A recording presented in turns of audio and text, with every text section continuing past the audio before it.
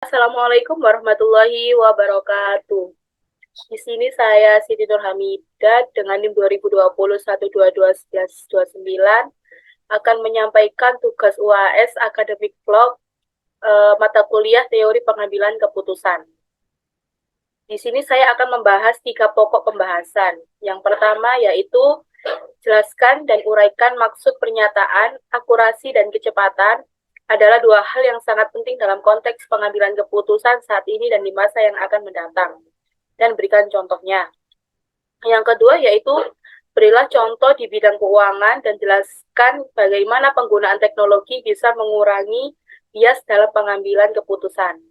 Dan pokok pembahasan yang ketiga yaitu berilah simulasi dan analisis decision matrix terkait 5 alternatif kandidat investor, 5 kriteria, dan pembobotan kriteria. Jelaskan berdasarkan pembobotan masing-masing kriteria secara rasional. Di sini saya akan membahas tadi pokok pembahasan pertama yaitu pengertian akurasi dan dalam pengambilan keputusan. Akurasi sendiri itu adalah membuat keputusan terbaik atau catatan. Nah, di sini Anda harus menentukan apa arti terbaik bergantung pada skenario tersebut. Yang kedua yaitu kecepatan. Kecepatan itu membuat keputusan secepat mungkin atau sesuai alasan. Dari 2 pengertian ini saya akan menyimpulkan satu contoh. Contohnya yaitu ketika Anda sedang memutuskan apa yang akan dimakan untuk sarapan pada pagi, apakah Anda menawarkan produk atau layanan baru? Atau apakah Anda harus memulai perusahaan yang baru? Seperti itu. Saya juga akan membahas tadi pertanyaan dengan pokok pembahasan yang kedua, yaitu contoh keuangan dalam bias, yaitu penahanan. Contoh keuangan dalam bias itu yaitu penahanan. Saya akan menggunakan contoh ini. Bias penahanan ini adalah cacat mental yang berdampak pada cara seseorang memperoleh harga apapun. Misalnya, jika seseorang pergi ke pusat perbelanjaan itu dan mereka melihat bahwa harga produk tertentu menjadi $100 dan kemudian setelah diskon 50%, mereka harus membayar $50. Mereka mungkin lebih cenderung untuk membeli produk tersebut. Nah, ini karena diskon membuat produk tampak lebih murah dan meningkatkan nilai kesepakatan di benak pembeli. Di sisi lain, jika penjual langsung menawarkan produk dengan harga $50, maka penjual mungkin menganggap harganya itu mahal, seperti itu.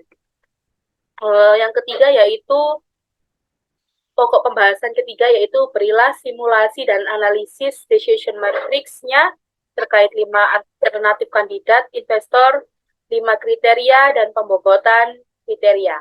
Jelaskan dasar pembobotan masing-masing kriteria secara rasional. Di sini ada contoh investor decision matrix.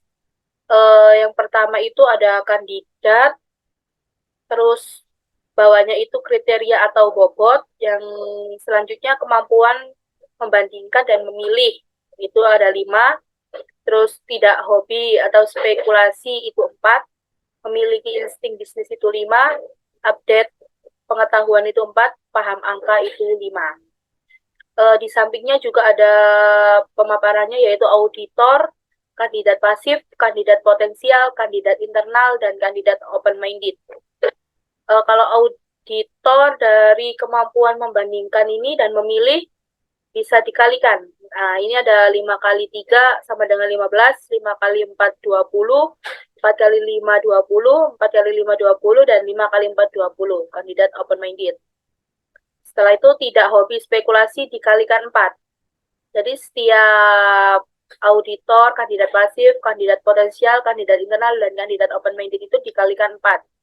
Seperti contoh ini, 4 kali 4 sama dengan 16, 4 kali 3, 12, 5 kali 4, 20, 3 kali 5, 15, dan 2 kali 4, 8. Seperti itu. Dan seterusnya. Jadi, setelah semua disamakalikan, habis itu kita totalin. Jadi dari atas ke bawah. 15 tambah 16 tambah 20 tambah 12 tambah 25 hasilnya 88 untuk auditor. Kalau kandidat pasif 20 tambah 12 tambah 25 tambah 26 tambah 15 hasilnya 98. Dan untuk kandidat potensial 25, 20 tambah 20 tambah 20 tambah 20 tambah 20 tambah 25 hasilnya 105. Sedangkan kandidat internal 20 tambah 15 tambah 10 tambah 16 tambah 25 hasilnya 86. Untuk kandidat open minded 20 tambah 8 tambah 25 tambah 16 tambah 20 sama dengan 89. Jadi untuk kesimpulan semua decision matrix ini dapat diambil oleh matriks di atas bahwa perusahaan itu mengambil keputusan untuk memilih investor bisnis. Mereka memilih kandidat potensial karena kandidat tersebut telah memenuhi kriteria yang telah ditetapkan oleh perusahaan. Baik, terima kasih atas materi yang saya paparkan. Kurang lebihnya mohon maaf. Ini sekian presentasi yang saya sampaikan. Wassalamualaikum warahmatullahi wabarakatuh.